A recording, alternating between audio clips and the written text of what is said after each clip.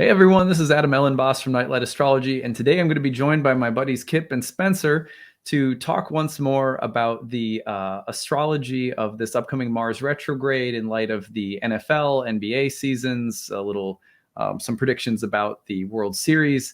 So this is an astrology of sports podcast that we're going to be trying to drop once a month. We started last month. If you didn't catch the first episode, you can go back and listen to what we had to say about the NFL season before it kicked off and some other prognostications that we made. Some of them turned out already to be accurate. Some of them fell on their face. It was a pretty fun experiment. And we're here today to do it again. This is just kind of like fun bonus content because we all love sports and we're astrologers, and we realize there's not a lot of people doing content on sports and astrology. So that's what we're here to do. We've got a lot of fun content today that we'll run through together. So I'm going to stop yapping and invite my buddies Kipp and Spencer on. Hey, Kipp. Hey, Spencer. Welcome back. Hey, Adam. It's good to be back. We're going to talk about a bunch of different things today. On our list of things to talk about, we have some Mars retrograde updates we're going to start with. After this will have been published after Mars has turned retrograde, so we reserve the right to amend whatever we say here. We will probably be amending next month when we revisit this again. But we're already, as Mars is coming into the station and it's gone through the square to Neptune, we've got a bunch of observations and things that we think have already played out a little bit in terms of some of the first round of predictions that we made. So we'll talk about those. We'll give some updates for people who are into fantasy football. We have a few NBA thoughts to share, although we'll develop those. It's only the first week of the season right now. We're going to have some fun predictions to start off the season, but we'll get into NBA a little bit more next time as well. And then we just have some quirky things, like I've got a horary for an upcoming game to do a horary of sports example. Spencer's got some interesting observations about the South Node. Kipp's got some things to say about the MVP race. So this will be fun. Let's start off, guys, with some Mars retrograde updates. I think just basically, what are we seeing so far from Mars retrograde? And again, we're considering the fact that really what we've observed so far is its long, slow move through most of Gemini. It's square to Neptune. Now it's basically not moving, and we're just a couple of days away from it turning retrograde. What have we noticed so far? What are your guys' thoughts about it as we go forward? I mean, I think number one, you guys are going to touch on some of those quarterbacks that you really saw kind of some downturns in their careers, and I think that's really been spot on. What I'll say is, speaking of that Mars Neptune, the NFL in particular has been pretty sloppy. There's been some sloppy play, disorganized play, some teams that that are organized, that have good coaching, that might not even have as much talent, are really the ones who are getting the W's. So I think there's some of that squishiness in play there. Yeah, and I think the Mars-Neptune square, I'm not sure if it was exact when Tua had his issue with his concussion, but there was a lot of issues around concussion protocol and him going back out into the field after being examined, and then getting a concussion the week afterwards, like maybe 5 days later on some level. So I think that might be part of it as well. And like Kipp was saying, we were visiting some of the Gemini Suns and Gemini Mars folks that, we've got some observations on Tom Brady that I think we nailed that one for the most part, the possibilities with him. And, we've got a list of Gemini Suns to keep an eye on when Mars turns retrograde, because that Gemini Mars is coming for some of these folks. We've already seen some injuries that have come up. Breece Hall is one that comes to mind. Just recently tore his ACL as a Gemini Sun. McCaffrey is a Gemini Sun, Christian McCaffrey, and he had a big trade that happened, so his world is being shaken up. So I think that there's some other, Matt Ryan, for example, Gemini Mars, that basically lost his starting job. So I think there's going to be some things that we'll see, and we can go down that list if you want, but. Yeah, let me just say before, I want to piggyback on Kipp's point, one of them, before we go down the list of some of the individual athletes and situations. One of them is that there's, I believe, some historical low offensive output thus far in the NFL season. I'm pretty sure I heard that recently on one of the podcasts I listened to, that the scoring has been lower than usual, or like the average is down a little bit or something like that. It might be like a historical low. I can't remember if it's that dramatic, but it's lower, and there's been a general consensus feeling, at least on the podcast I listened to, and in my own experience, and you guys certainly, we were talking about this before we got to record. It's just been sloppy looking football. I mean, there's been a lot of, and there's been a feeling of kind of like weakness and ineptitude around teams that you would expect to be doing really well.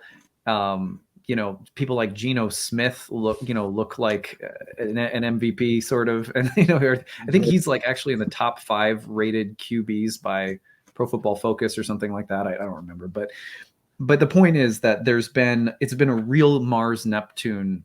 I mean, that Mars Neptune has been around for most of the NFL season now, and it's going to continue to be all the way through the end of November. So I think that stands out to me just in terms of like what the NFL season has looked like so far. It's been super Mars Neptune looking. Totally agree. Yeah, there's definitely been some surprises as to who's performing well and who isn't. Like, add to the quarterbacks that were doing well for a period of time.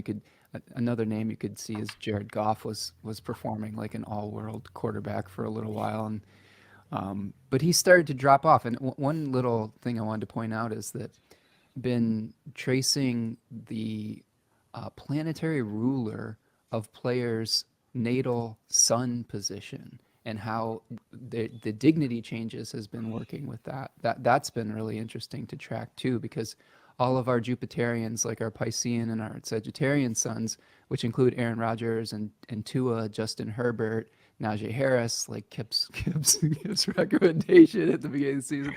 By the way, folks, I picked Najee Harris number 1 overall in fantasy football. It's based almost solely off of Kipp's recommendation and thinking he was going to get 70 receptions this year, and he's fallen off a cliff. But I digress. But you're not bitter. But seeing that all of those Jupiterians are struggling a little bit with either injuries or something of that nature, and Jupiter's been retrograde, and the Venus ruled folks like Jared Goff played really well while Venus was in Libra, but now they're starting to fall off because we have and Geno Smith might be included in this because I believe he is also a Libra sun, because Venus has now moved into her exile in Scorpio. So I'd be curious to see the Mars ruled sun folks, and what happens when we see Mercury retrograde at the end of the year as well. That's fascinating. No, go ahead, Kipp. I don't think we should hide the ball, though. I believe it was Adam who made the prediction about Tom Brady. We had dual predictions. It was either divorce or retirement. Yeah. So we're still waiting for I think the big goal was to look at what happens when the actual station hits and when retrograde starts. But he might be divorced and retired halfway through this season. I mean, it's been something.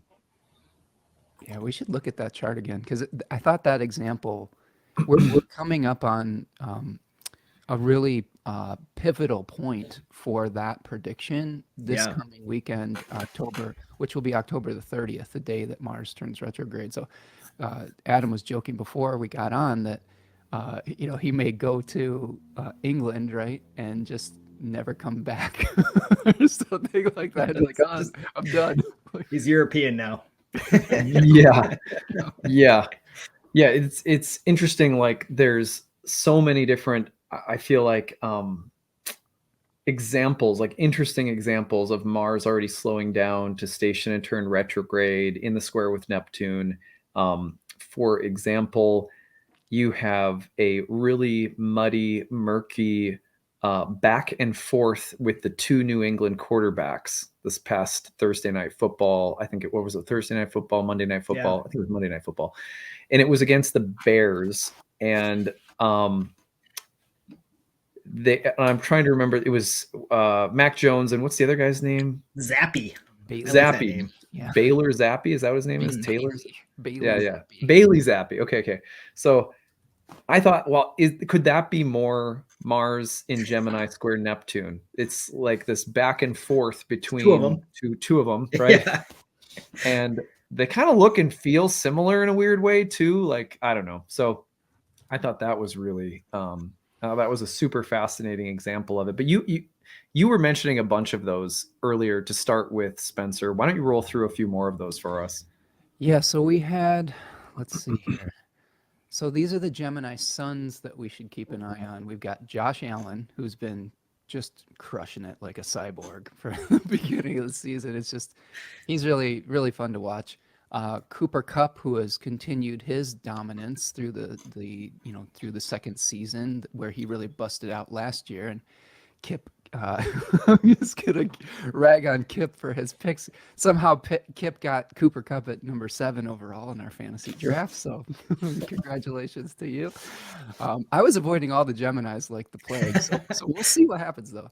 Christian McCaffrey, who is a Gemini son who was recently traded from the Carolina Panthers to the San Francisco 49ers. We'll see what happens with him. He's notoriously injury prone, so we'll see what happens.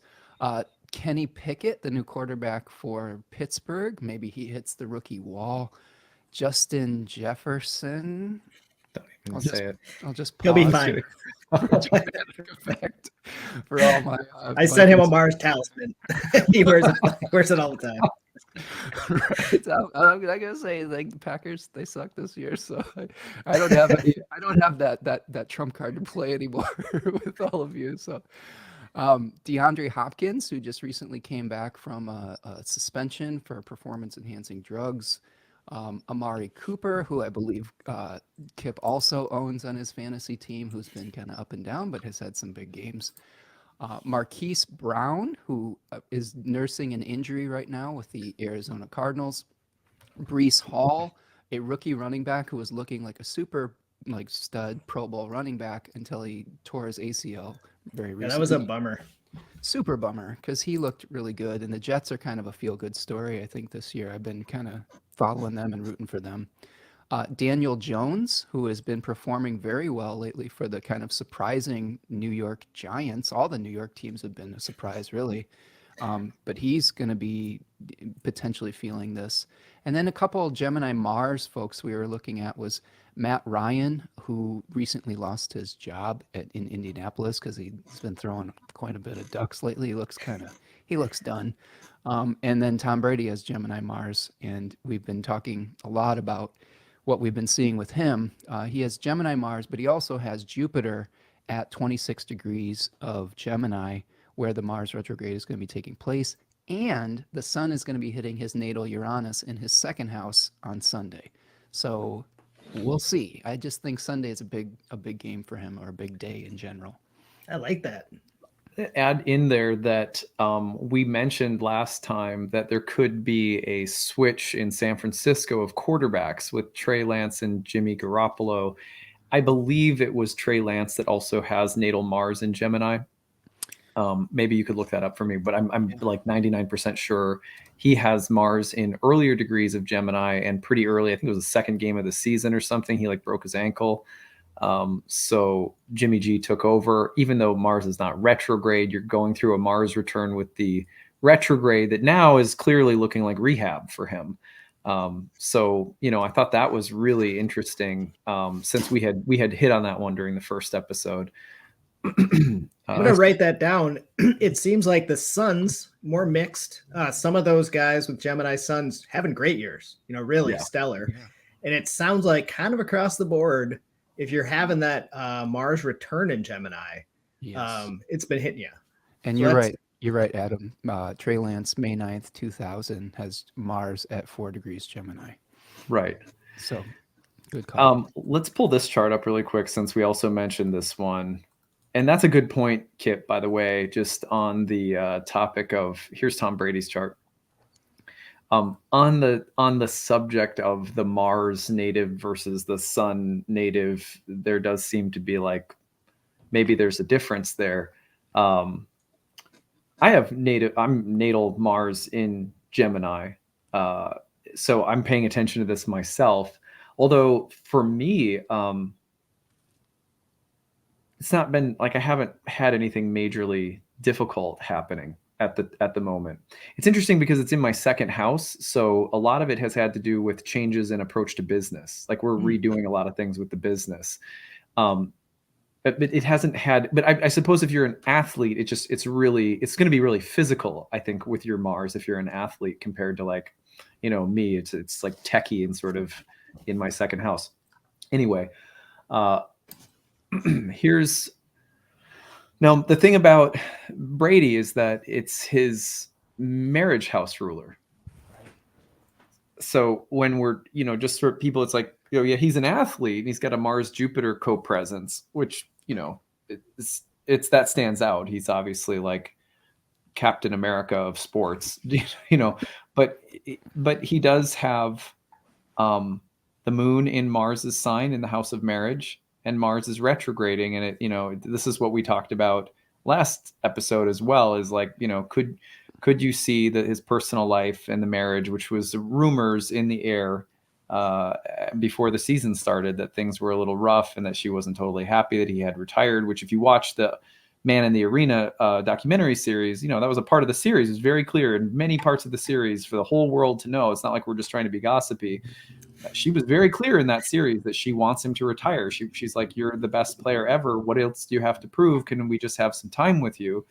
And, I think Mars in Gemini, it's like sports maybe are like his cocaine in a way. Do you know what I mean? Like there's something, I don't know. I'm just speculating. I have no idea, but it seems really significant to me that this Mars retrograde is in fact coinciding with what looks like he's got friends and people that know him personally being like, he looks exhausted. He's telling people he's not feeling like himself. He's going through this big thing. They're getting lawyers apparently so yeah, I think we unfortunately sort of nailed that one. I think it's interesting, with Sun and Saturn together in Leo, is the pride too stubborn to back out?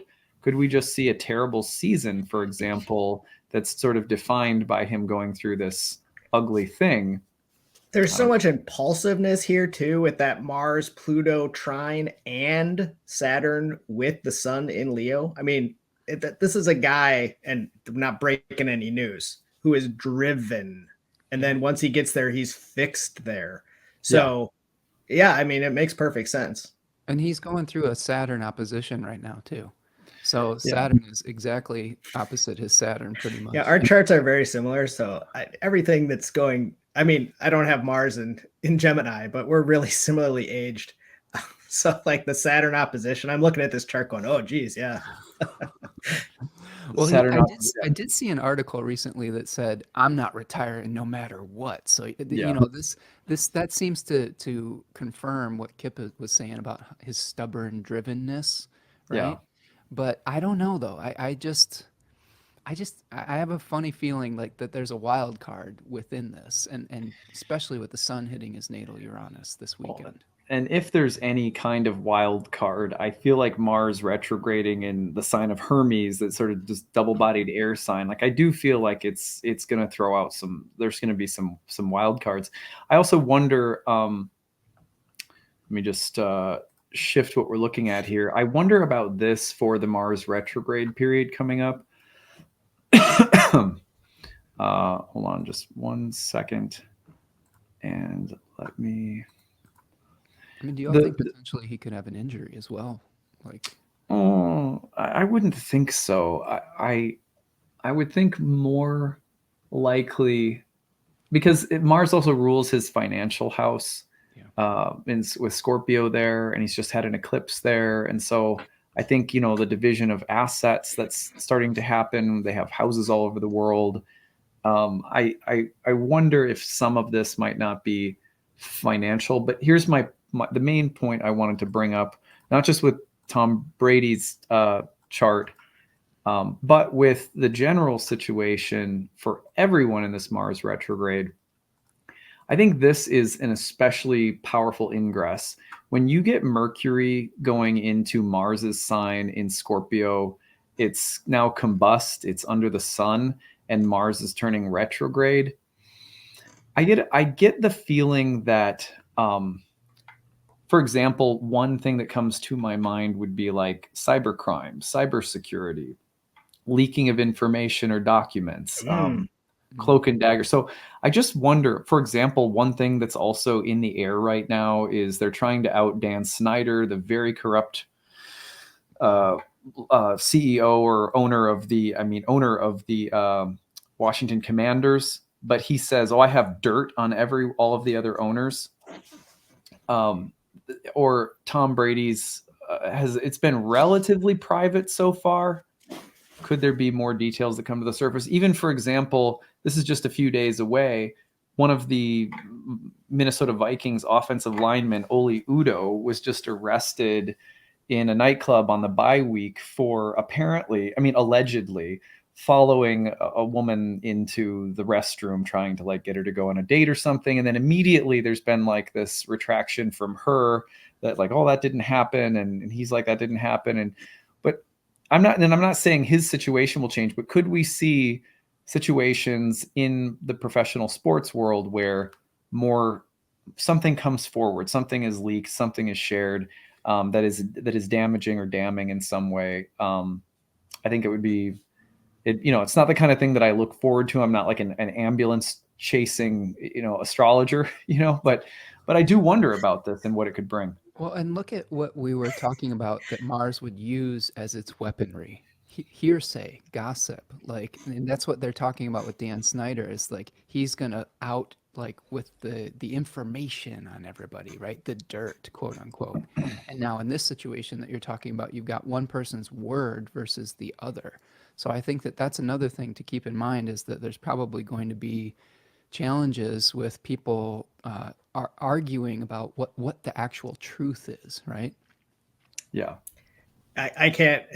All I can picture is Stephen Forrest running down the road after an ambulance. Yeah, I'm not an ambulance chasing astrologer. Well, who are the ambulance chasing astrologers? I don't know either. Yeah, that's funny. Okay, so the other one that I have to point out, if you guys give me just a minute, is, did you know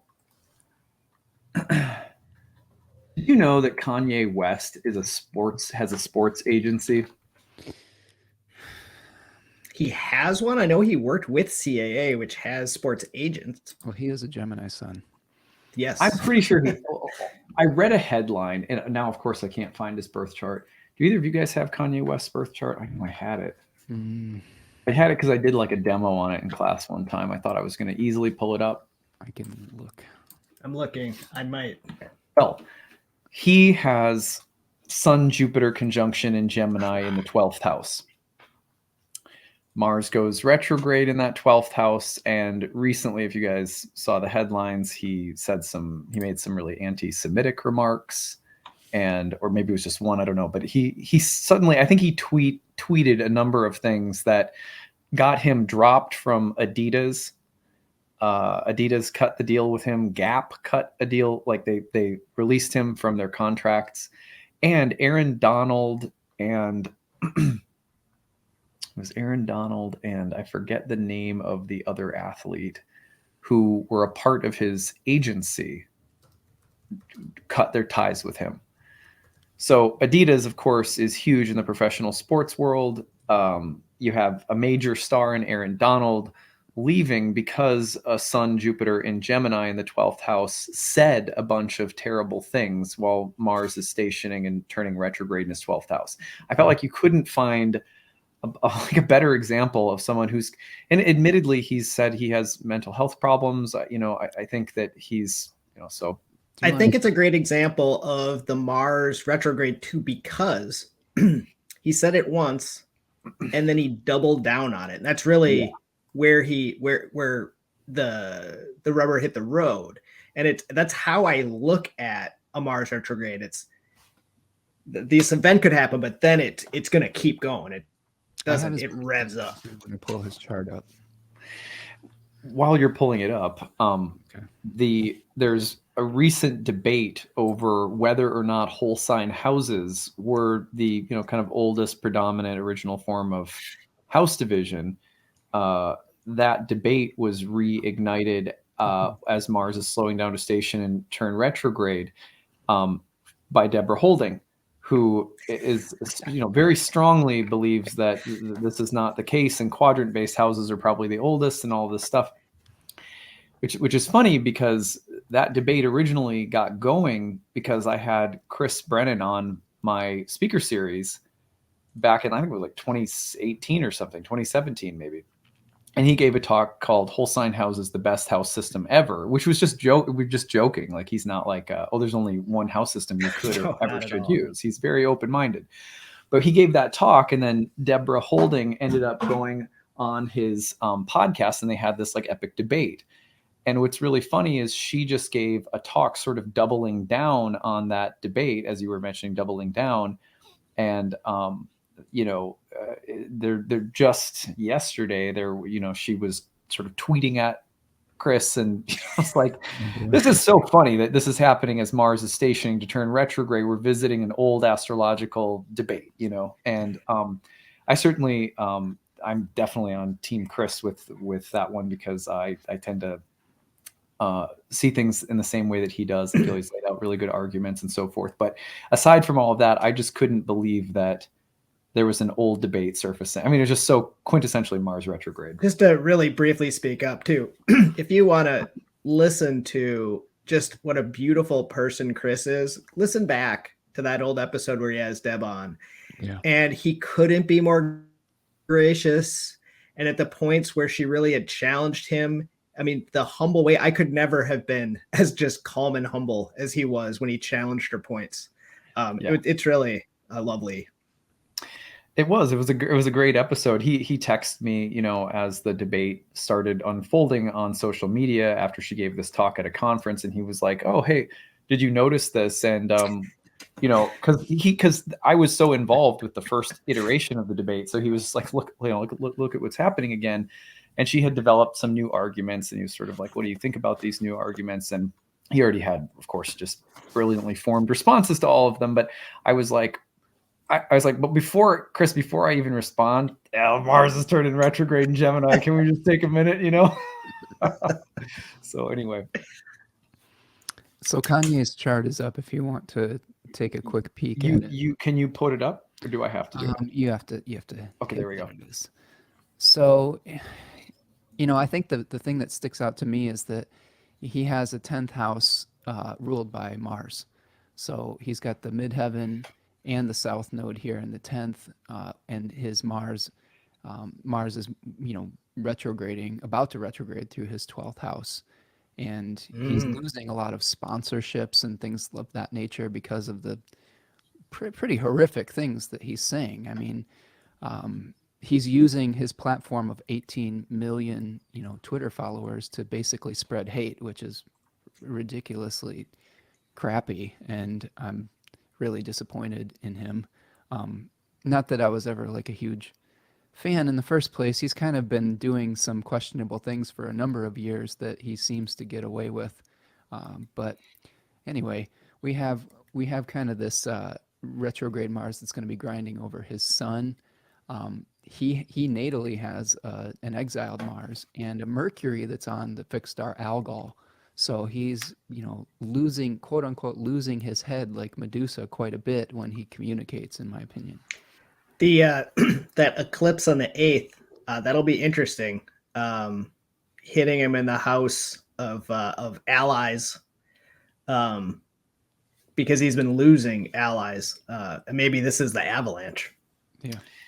Yeah, that's a good point. I as someone who has Algol on my ascendant, I feel like there are some much more generous Algol interpretations that I've come across that have helped me, just because anytime you mention Algol in the negative, there's going to be like 20 comments. So I'm just getting us out in front of that. But yeah, no, there is something about that. I agree that there's something there. And boy, it'll be interesting when Uranus goes over that Mercury. Just as a preview. I think that the positive sides of Algol can be deep feminine empowerment, right? Right. Where we can be able to utilize our ability to protect ourselves if we feel that we're victims of trauma. But that's not what Kanye's doing. Kanye is using that power to hurt people. And I think that needs to be, denounced pretty strongly because he could potentially be doing a lot of damage to a lot of very vulnerable people, and I think that that's not something that I feel even I don't know, ambivalent about at all. Yeah, I agree with you. Yeah, I felt for a long time that if you ever wanted to understand what, like, I teach his chart as an example of why the 12th house can be so difficult. Because with the sun and Jupiter in that house, I think one storyline in his life is, heroic inflation. There's a sense of, I'm Jesus. It's there's a delusional quality of the sun and Jupiter in that 12th house that it's unfortunate because I think I try to be fair because I think he's also at times admitted and people around him have said, look, he struggles with mental health problems. And so, I try to have some compassion for that and not be judgmental, but I absolutely was just disgusted by the things that I read him saying personally. So, well, moving along, because we have a bunch of other things. Anything else we want to say about Mars retrograde thus far, or Mars Neptune thus far? I don't think so, but I definitely think we're going to get back here. Yeah. You made one other point that I think was really interesting, harkening back to the last Mars retrograde in Gemini. I think that was the last one, potentially. 1990? Yeah, where we were looking at Mike Tyson's chart, and Mike Tyson has Gemini Mars. And when Mars was retrograding, you were pointing out that he got knocked out by Buster Douglas, which was a huge upset that year. So I thought that was worth touching on a little bit. I think it was in the direct period right after it had turned, but still it would have been a part of that whole sequence in his life. And I think that's what's important. The other thing was that in 1990, there was another Mars retrograde for a little bit. It was blended with Cancer, but in around the housing collapse, which I'm talking about in another video. I think that was more Mars and Cancer really, but in 1990, the NFL expanded the playoffs. We just read this before we got on air. It expanded the playoffs and reintroduced bye weeks. And both were meant to jack up the revenue. I wouldn't be surprised if this season, because of things that happened, for example, like the concussions, we've already seen a shift in protocol from the NFL Players Association and the NFL after what happened with Tua Tagovailoa. And nice. I did it. Nice. Yeah, that's right. I was proud to do that one. If we could see that again, there could be amendments made to the structure, the competitive, how are they addressing competition, sales, numbers? I wonder, especially given the sloppy beginning of play and some of the other quirky things that could happen this year, like could the NFL could they make adjustments on some level? Also, the trade deadline's coming up right after Mars turns retrograde. And I've got to think that there's already been some bigger, splashier trades like Christian McCaffrey. That's like a pretty big in-season trade. So I wonder if we see some Kansas City just traded for Tony, the first-round wide receiver from the Giants, too. So it's been a busy deadline already. Oh, wow. Did they? I didn't catch that yet. Wow. That exactly. And I just heard the Vikings were thinking about trying to trade for either Chase Claypool or Jerry Jeudy. That was rumors going on today. Yeah, they're trying to get a rookie scale contract in the doors to pair with Justin Jefferson because they're feeling like Adam Thielen is aging or something like that. And the word from the Packers is that they're exploring DJ Moore trades. As far as a receiver, and we also had Robert Quinn traded from the Bears to the Eagles. So that was a big one too. Yeah, big. We don't always see trades, even one of those trades at the deadline. No, it's usually quieter, and I feel like. The Kwesi Adolfo-Mensah, the new Vikings GM at the beginning of the year was like, my philosophy is like, not to go. He said he made it was a quote from like a USA Today article or something. He said, we're in a competitive rebuild. We're not going to go full Rams, which, they made big trades to get players that they thought would take them over the edge. And I don't remember who I'm not sure who was Jalen Ramsey, I think was one of them.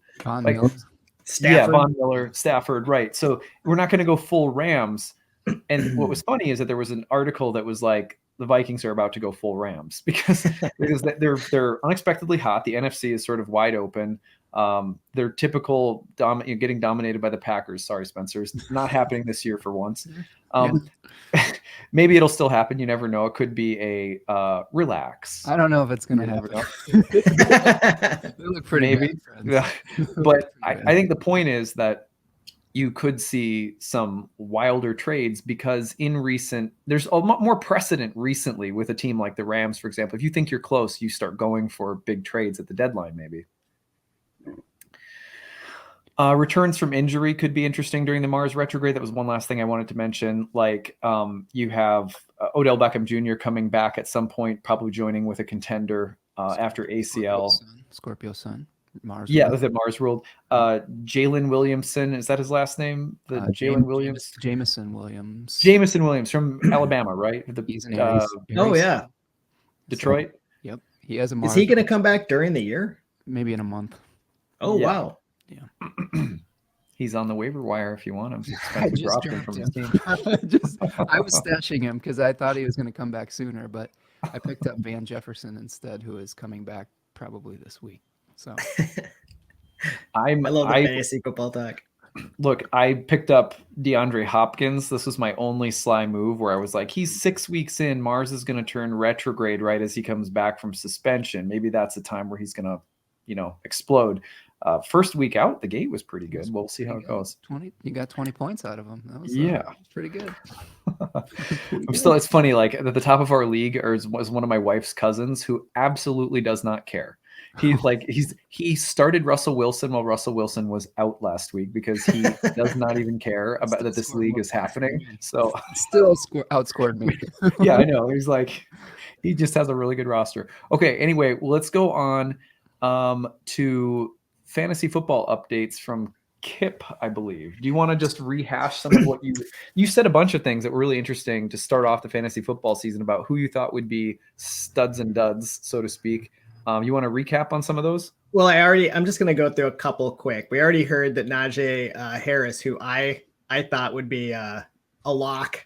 He hasn't thus far produced all that well on a team that's very bad and that's already changed their quarterback. The two guys, though, that I thought were going to have bummer years, one of whom was universally thought to be the guy who'd be the first pick in the draft, is Jonathan Taylor. He had Uranus, Saturn, and Mars. I believe it was a hard aspect from the Mercury retrograde hitting his Saturn. And he, a guy thought to be the top pick overall, is somewhere amongst running backs, like in the mid 40s, scoring points. He's missed 2 games already, came back, didn't even have a full workload. And now he's got a second-year quarterback who's a 6th-round pick who's going to be his quarterback for the rest of the year. And then Dalvin Cook, who's my guy. Dalvin, who universally breaks tackles, gets more out of plays than are there. The advanced stats have always loved him. This year, there's a stat that counts the yards expected to gain based on the blocks. Now, I don't know how they do that. These are people who pay way closer attention to football than me.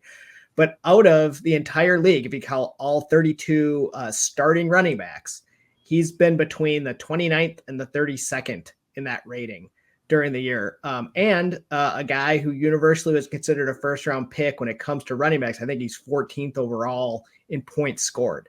So as far as fantasy goes and just their year in general, those are two guys who were thought to go really high, and those transits looked ugly, and they're really low. I think Jonathan Taylor potentially could turn it around for one reason, and that's the thing that I've been looking at for fantasy people. And take my advice with a grain of salt, because I'm like either in last place or second to last place. I had a really bad draft due to Kipp's really terrible advice. So I picked Najee Harris number 1 overall in our league because I thought he was going to be an uber stud with those 70 receptions in a point per reception league, but that has not played out due to his Linz fracture, a foot fracture of some sort that he's been recovering from. So, but I think with Jonathan Taylor, the deal with him is that He's a Saturn ruled sun, so he's a Capricorn sun, and Saturn is just recently turned direct. So I actually have some hope that Taylor could have a better second half of the season due to his solar ruler turning direct, and I feel the same way about the Pisceans and the Sagittarians. You know, people like Justin Herbert, who I also drafted, who's been middling, and Najee, they could turn it around because Jupiter is going to be sliding back into Pisces and turning direct pretty soon. But if you have Librans right now, you might want to trade your Librans if you could get anything from them, or Tauruses, because there's two factors: the sun and its ruler, and then sometimes you'll see people perform really well at their solar opposition, which I find is pretty fascinating. So someone will have some really big games at the opposition of their sun. So take a look at Tauruses if you can stomach their ruler being in exile at this point. So Nice. Trade your Librans for your Pisceans. There you go. That's what I've been looking at. That's why I've hung on to Najee to this point. So we'll see. I feel like one thing to watch for in fantasy football is the potential for slow starters to begin shifting direction in terms of their like competitive or scoring value. For example, as Mars is slowing down and shifting directions, you're seeing a slow start team like the Bengals and Joe Burrow start to turn around dramatically. Jupiter in its retrograde is about to hit Pisces and pick up dignity. Even though Mars retrograde might be thought of as something that is about deterioration, breakdowns, frustration, etc., the other thing is I think it can be about changes or shifts in momentum.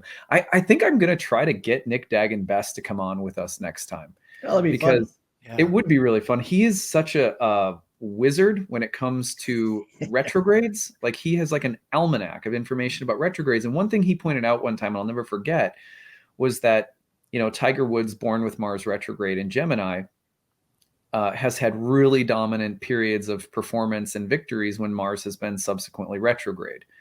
And he has also pointed out that Mars retrogrades sometimes are almost like Mars is going, well, I think we're dealing with an out of bounds Mars as well, where it's almost like, could someone start defying the laws of gravity in terms of sports performance? Could there be something like that where Mars's retrograde is like maverick, renegade, unusual performances that are clutch or really dynamic? And so I wonder about changes in momentum that start happening. Some of them could be, obviously there's the injuries or the setbacks or the frustrations, but then I think that there could be like a special category of like explosiveness. Anyway, that's just a side thought. And I think we should get Nick on next time we do it to have him tell us more about it. The one person who I feel like that could be true for, just because he's kind of, like I said, a cyborg, maybe Josh Allen. Right. That guy is so good. Like I've been watching more football of other teams this year because of fantasy than I ever have in my life. You guys play him this year. This week. Play him this week. Yeah. And Aaron Rodgers looks old and slow compared to Josh Allen, and just like the arm strength isn't quite and disinterested. Exactly. So, but I will say, I made that prediction when we talked about Aaron Rodgers' chart, is that I said he would start slow because his Time Lord is a fallen moon in Scorpio. And when at his birthday on December 2nd, it switches over to his sun in Sagittarius. So I do think that he may have a better end of the season, but it might be too late by then. They're racking up losses. It's late already, 7 weeks in. Yeah. I'm like, that Buffalo game is not promising. No matter, like, the only team right now that I would be like, okay, maybe the Eagles or the Chiefs, like, but even then it's like they're just they're running wild on teams right now. Like, I think they have a 30% chance in most sports books to win the Super Bowl. It's the highest percentage chance I think of it any team has had in a while. Yeah, they're good and they're hungry. Yes. Yeah. I will say, just a little sneak preview, their coach doesn't have great aspects during the Super Bowl. So I don't know. That's interesting. Yeah, but we'll come back to that. The other thing I wanted to mention about Aaron Rodgers is just that this Mars is stationing in an opposition to his Mercury, and he's at least from what I've read, and Spencer, you're an actual Green Bay fan, so you would know better than me, but he's been, people have been saying like he's been calling people out and getting frustrated and potentially lashing out a little bit. He's throwing everybody under the bus. He's rubbed people the wrong way in the past. It's not, to me, it's not really great leadership. I think that he's taking out his frustration. And I think one of the hallmarks of Gemini in particular, maybe Mars in Gemini, is there's sometimes a tendency to project one's divided shadow onto an other. So I think that what he's doing right now is he's saying, well, it's not me. It's obviously these people. Yeah, and totally. I think that is pretty toxic. And I think that that's one of the reasons I'm kind of like trying to detach a little bit from my passionate fandom, because it's a real dumpster fire in Green Bay right now. Also, I will point out, Matt LaFleur, the Packers coach, is a Scorpio. So he's Mars ruled as well, and he's about to get, Mars retrograded. And Jordan Love is also a Scorpio, so I don't know. Yeah, that's interesting. So, Aaron Rodgers has the Mars opposite Mercury, while Neptune is also square to Mercury. As someone who has drank ayahuasca and a lot, and also gone through periods where the experience, while it's very enlightening and very healing, can also give you an inflated sense of wisdom, especially like early on, like when you first drank, you can get sort of like, well, I've had this otherworldly experience that probably a lot of people really can't relate to, but that makes me a guru. You know what I mean? Sure. And I think there's a come down from that. And I just wonder, with Neptune approaching his natal Mercury Neptune, he's getting a Neptune in Pisces will square Mercury and Neptune in Sag in the next year. Yeah. And this Mars thing as well, it makes me wonder if his form of communication and his thoughts about his own thoughts aren't going to be like kind of coming up for him personally. Not that I'm not trying to psychoanalyze him, but I mean, just when you see the comments that he's making and the things that he's gone through, and he's dating a woman named like Green Earth or something. Blue. Okay, sorry, I messed it up. But Blue Earth. Earth. You know what I mean? Like, and I'm sure I have no, like my wife's a witch. She's, she's cool. And I like people like that. I have like a real soft spot in my heart for the Rainbow Gathering. You know what I mean? But I think that there's a little bit of this that feels like he's inflated somehow. I'm just thinking of my rainbow friends at an NFL game. That'd be a really honestly, how rare is it that we get a superstar quarterback like that goes on a nationally syndicated radio show every week and like just shares just off the cuff his feelings like Rodgers does on McAfee? That's not common. I'm of two minds about him, very Mars and Gemini myself. Like, I have liked his humanness and his willingness to explore spiritually and existentially. I like that he was interested in alternative forms of medicine and healing. I like those things about him, and feel like sometimes he's unfairly, he becomes the scapegoat for a lot of people's own splits. You know what I mean? Like, it can go in the opposite direction. But then there's sometimes where you're just like, yeah, you're just. I feel like he's one of the more unpopular players in the NFL right now. Like, and this is coming from a Packers fan. Like, people who aren't Packers fans have really started like dumping on him. That being said, if Aaron, if you're listening, it would be great if you want to come on the show with us and talk it out. That'd be great. I still have enjoyed watching you all these years. So. After I offer my 2-cent psychoanalysis of Aaron Rodgers, I'm sure he's going to want to come and talk to me. Well, maybe Blue Earth will come on. But yeah, that wouldn't be. I would welcome that. So anyway, let's go into NBA predictions. All right, let me see. No, I mean, Kipp, you've got something for us, right? Yeah, I'm trying to.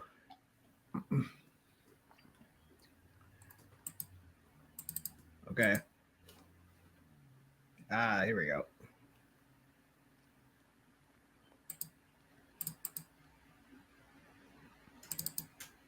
Is it? Oh, here we go. Do you see it? Yep. There we are. Just really briefly, because I know we're pushing an hour already. One thing I've noticed about NBA charts more than any other chart is the prominence of a really distinct characteristic. And it's almost always positive. So here's Steph Curry. And do you see the Jupiter Venus conjunction?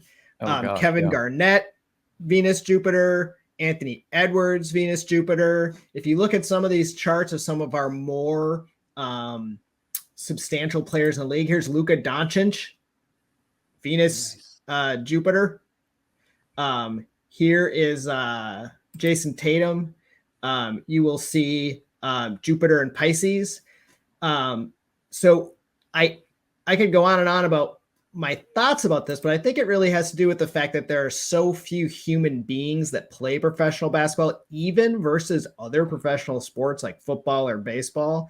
And they're so, like, everything about them is bigger. Like, they're huge. Here's Zion Williamson, a physical freak of nature. I mean, if this guy lived 1,000 years ago, he would have his own empire that he dominated and won by himself. I mean, seriously, he's like Shaquille O'Neal. Like, he is a force, man. Well, if his knees would have stayed intact. And the crazy part is that I look at this chart, and right away I don't see some of those signifiers. I see a really packed Cancer house, and I think to myself, geez, when's Jupiter getting to Cancer? Because I'm just gonna take a second mortgage on my house and put it on him winning every award.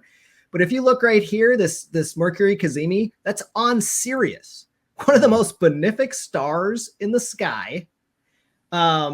So with this loaded house, with indicators of action and indicators of smoothing things out in the North Node, the direction he should be headed, he's got this charm, like the most significant omen in his chart, sitting right on Sirius. So I just see this over and over, especially with NBA stars who change the direction of a franchise. And using the Timberwolves as the example, we've had two. One's Kevin Garnett and one's Anthony Edwards, and both of them have the co-presence Venus and Jupiter. And I could go on and on about Anthony Edwards' chart. Maybe we'll do that later in the year, but it's one of the most spectacular charts you'll ever see. The two guys I want to focus on, though, for MVP picks, one is Joel Embiid, and we talked a little bit about this before we went on, and it wasn't really in a beneficial way because they're having a crummy start to their season. But if you think of where Jupiter is going to go as the main, one of those main signifying omens of the year, you see Jupiter is right now co-present with Venus.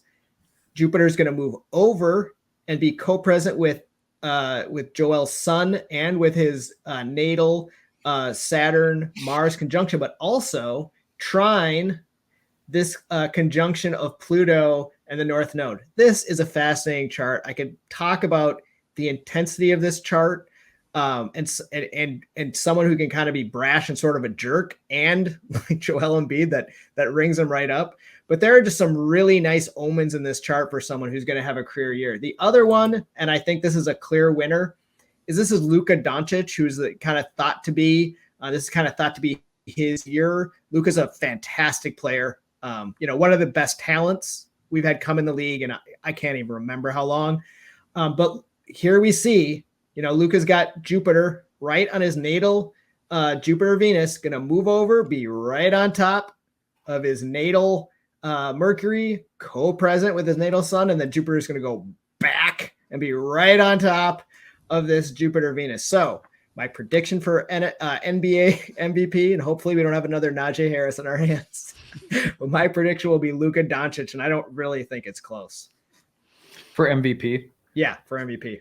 What I think about that Saturn and Aries in his chart is that one theme that stood out so far in his professional career it might be something weird about the Dallas Maverick karma, is that he's a bit like Dirk in that there's like, you're going to have to do it alone. It's just going to be you.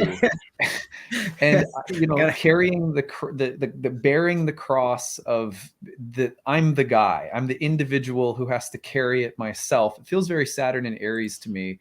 And yeah, I would be really curious to look back and be like, okay, where like who are the athletes that were the other athletes that were born in like the whatever 97 to 99 range, whatever it was, who maybe have similar profiles. But that because I've looked at his chart and I've thought about that before.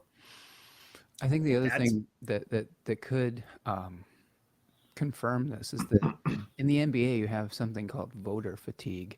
You know, when somebody like this was something with Michael Jordan, like who had what 4 or 5 MVPs, but he probably could have won it every single year. But they were trying to vote someone in that was new. So we've had Giannis win a couple. We've had Jokic win at least. Did he win back to back or I believe so. So you can almost cross those guys off. Right, exactly. Right, exactly. So yeah. I don't think Embiid has won one yet.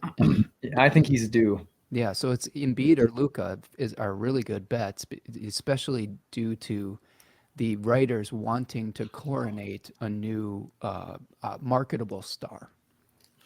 Yeah, I mean, the Embiid thing is interesting because he'll have Jupiter with Venus, but Luca having a Jupiter return with Venus and with the Saturn, you know, you kind of want to, I kind of lean in the same direction, Kipp. Locking in that legacy. Yeah.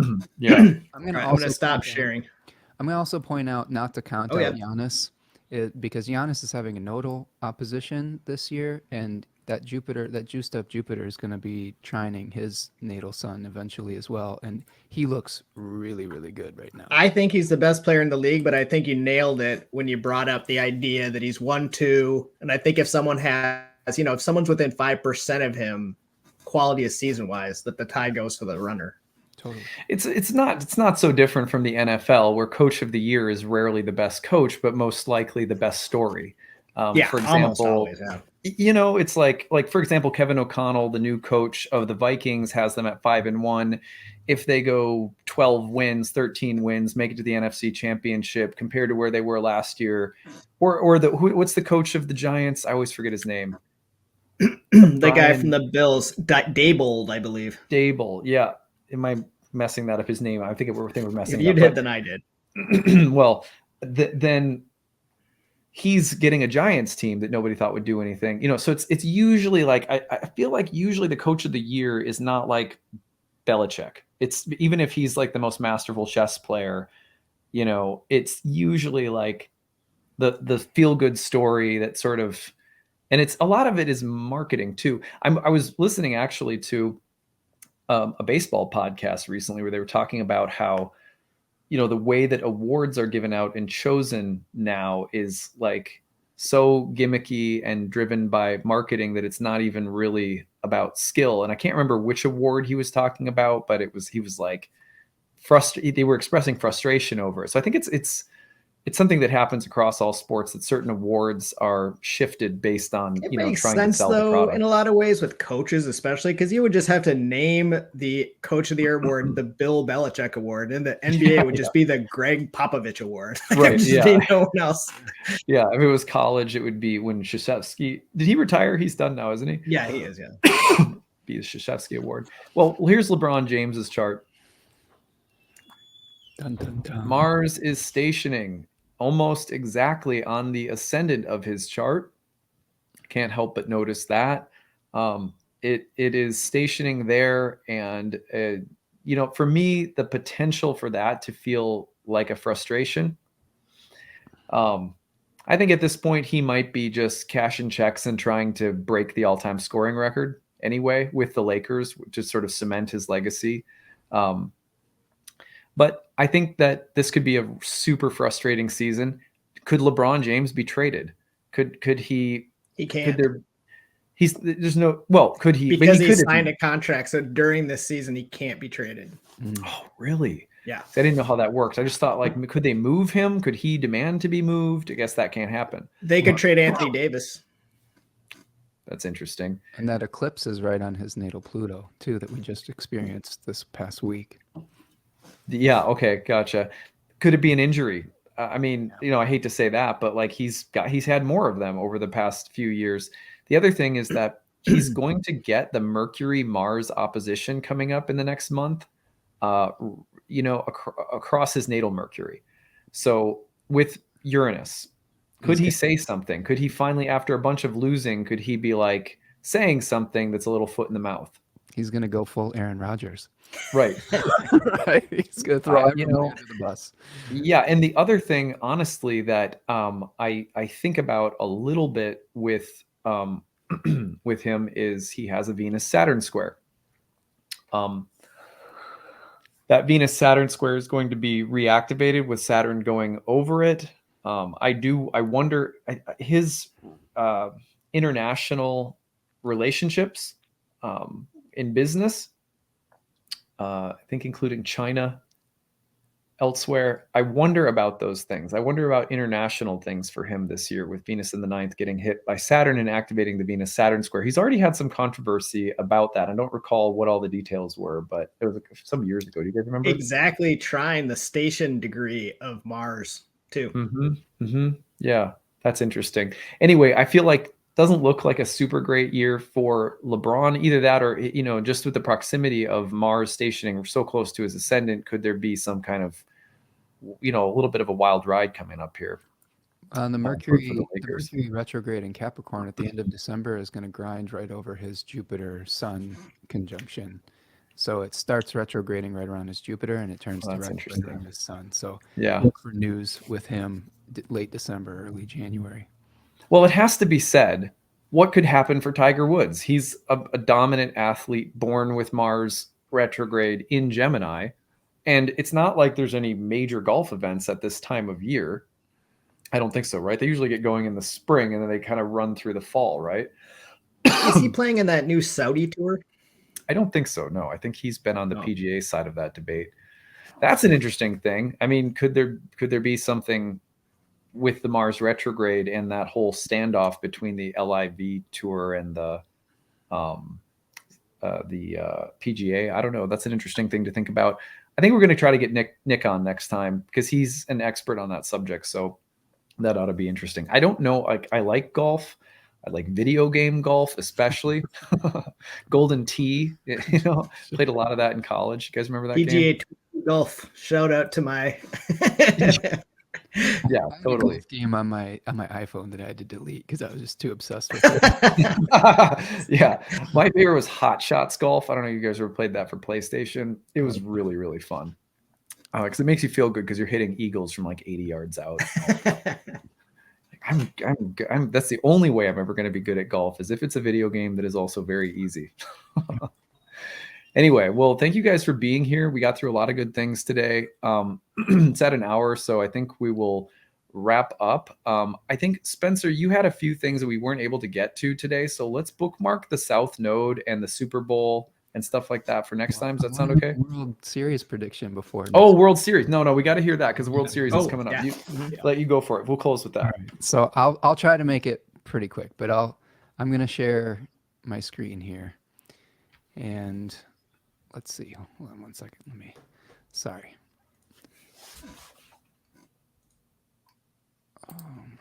Whoops. So the Astros and the Phillies are playing. I'm not a big Philadelphia and Houston for the two are. Yeah. To Houston, who are the bunch of cheaters, and the Phillies, who have probably the worst fan base, or the least generous and welcoming. What's the term? Xenia? Is that the old Greek term for the proper treatment of guests in your home? Yeah, they're like the opposite of that. Whatever. Right. So I'm going to open up the chart for Dusty. Oops, that's not it. That's Kanye's chart. Going there again.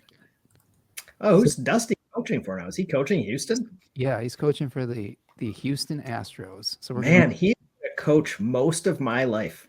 Yeah. Could it be with Mars retrograde and Mercury sign and Mercury going into Scorpio that we relive the cheating? There could be a new form of cheating exercise during this World Series. I just hope everyone talks about it the whole time. Right. They get no credit. We just talk about the cheating. You're going to have people there banging on trash cans. Oh, for sure. So I've got pulled up right now the chart of the game, what could be Game 7 of the 2022 World Series. So I was looking at this today. And what I did is I pulled up championship winning games for 3 different sports for the last 2 years. Now we don't have time to go through all of it, but the patterns that I was seeing was that the losing coach had some significant south node connection. So here we see, first of all, just to point out, Dusty Baker, the coach of the Houston Astros, has a Gemini sun at 24 degrees of Gemini, which is very close to the Mars retrograde, which made me first was like, well, he's in trouble at this World Series. But I went and I looked last year, and I looked at what happened last year because, funnily enough, Dusty was in the World Series last year, and he lost the World Series. And on the day he lost the World Series, you can see that the ruler of his sun, Mercury, was conjoining his natal south node. And this was a pattern that I saw quite a bit repeating, some significant south node action for the losing coach of the championship game. So here's him losing. Now, let's fast forward again back to this year, and we can see that we've got the 2022 World Series. We have, we've got a Pluto on his part of Spirit, which could be something interesting. But I wanted to show you the chart of the other manager, which is, his name is Rob Thompson, and he is the manager for the Philadelphia Phillies. If you notice, he has the ruler of his sun, okay, and the south node is going to be joining his natal Neptune. So he has the ruler of his sun conjoining the south node and making a prominent contact to a planet in his chart. So to me, that is pretty, it's interesting to see the pattern with that he's not going to win, right? Because the nodes are related to fortune, and the north node with increasing material fortune potentially, and the south node having to let go of something. So I feel like it's not that Dusty has great stuff going on this year, although one could say that he has unfinished business that he needs to, complete this year rather than like what he didn't complete last year. That might be part of his Mars retrograde story. He's also in a natal numerological 9 year, which is about completing something. Dusty Baker has been around forever, like Kipp said, but he's never won the big one as a coach. He's won it as a player in 1981, but he is in a 9 year, which often denotes completions and being able to finish something. So I think that looking at Rob's kind of chart here, where he has a south node contact with the ruler of his sun on a natal planet, I think that he is probably going to lose. And I think that this pattern was repeated, and I won't bring up every single chart, but I'll just read over some things. So in the World Series in 2021, Brett Snitker of the Atlanta Braves had Venus conjoining his natal north node, which was the ruler of his Libra sun. Dusty Baker had Mercury conjoining his south node, which was the ruler of his Gemini sun. He also had the north node connecting with his natal Mars, but in his chart, sometimes we'll see the north node conjoining a planet that isn't in great condition. So this one is kind of that there's some challenges potentially with this Mars harming his sun. In 2020, Dave Roberts had Saturn conjoining his north node and the north node conjoining his natal sun. I believe that was the Los Angeles Dodgers who won. And the loser, Kevin Cash, had the south node conjoining his natal sun and Mars conjoining his natal south node. So that's baseball. In the NBA world, we had this past year in 2022, Steve Kerr had Mercury conjoining his natal north node and Venus conjoining the north node, which is the ruler of his Libra sun. And then Ime Udoka had Mars conjoining his natal south node, as well as a Saturn opposition to his sun and Saturn. So and I could just keep going down the list. I have a bunch more, but the one thing I did want to show you is I'm going to predict that the Astros are going to win the World Series. So that's prediction number one. And I want to make one other thing just really quickly, because I want to just put this out there, and we can revisit this, but I have one person who I think is going to lose the Super Bowl. I don't know exactly who's going to win the Super Bowl, but I have a feeling that Nick Sirianni, the coach of the Philadelphia Eagles, is going to lose the Super Bowl. And I say this because he has Mercury heading exactly conjoining his south node, which is a pattern that we see for losing championship coaches. I guess my prediction at this point, as far as who's going to win the Super Bowl, I'll just throw this out there. Andy Reid has some pretty good aspects going on during the Super Bowl, and he's also at a natal opposition. So I think it's going to be the Chiefs over the Eagles, but that's what I just want to say that I'm depressed that Mars is still going to be in Gemini when the Super Bowl happens. That's funny. Well, and Buffalo, who has everybody is they're their darling right now. If you look at Sean McDermott's chart, you're not seeing any of that nodal action. What you do see though is that he does have a Mars return that day, so that's something to keep an eye on potentially. So I'm not. He's going to be in his house punching the wall. Maybe. I mean, if he does have, if he is in the game, it would seem to suggest potentially that he would lose because of the connection with the South Node. So I'm still leaning towards Chiefs, Eagles, but I do think that there are some contexts that could suggest Bills as well. I know that that's sort of a cop out, but I do think Eagles. I love that. I love that you put it on the table way ahead. There you go. Forgot to mention this. I'll just round us out with these. Those are nice predictions. I like that. Here's my little horary for this Sunday's Vikings Cardinals matchup, which I threw as we started today. So in horary, you're really starting off in competition horary with comparing the 1st and 7th house rulers, your team for the 1st, opponent for the 7th. So you have the Arizona Cardinals as the moon in Sagittarius in the 10th house, the Vikings as a recently turned direct Saturn in the 1st house. That's a pretty close matchup from the standpoint of dignities, because the moon has no dignity of its own, but is in a pretty dominant house. Saturn's in its own domicile and in an angle. So it looks pretty evenly matched just from that standpoint. I think it is also interesting that the moon, as a picture of the Cardinals, has just left Scorpio. And the last game that the Cardinals played, it felt like it was they played the Saints and they just walloped them. Although they had some good luck from Andy Dalton throwing a bunch of picks. But the moon coming out of its fall and going into Sag and having just hit a trine to Jupiter is sort of a good picture of their last game and sort of riding on that game. I wonder how much that lasts, given the reception with Jupiter and the fact that Jupiter is about to leave Aries very shortly. It's like right there. The other thing is that so it could be a picture of a team on the rise. It could be a picture of a team that has gotten better, but is not now suddenly dominant enough to beat a team that is Saturn in its own sign, in its own house, because they're playing at home, so I don't know. It's really, I feel like as I look at this, it's a real toss up for me. Part of me, just with Vikings luck, I feel like I'm tempted to pick the Cardinals of only because I feel like that 10th house position to me feels like, oh gosh, that's hard.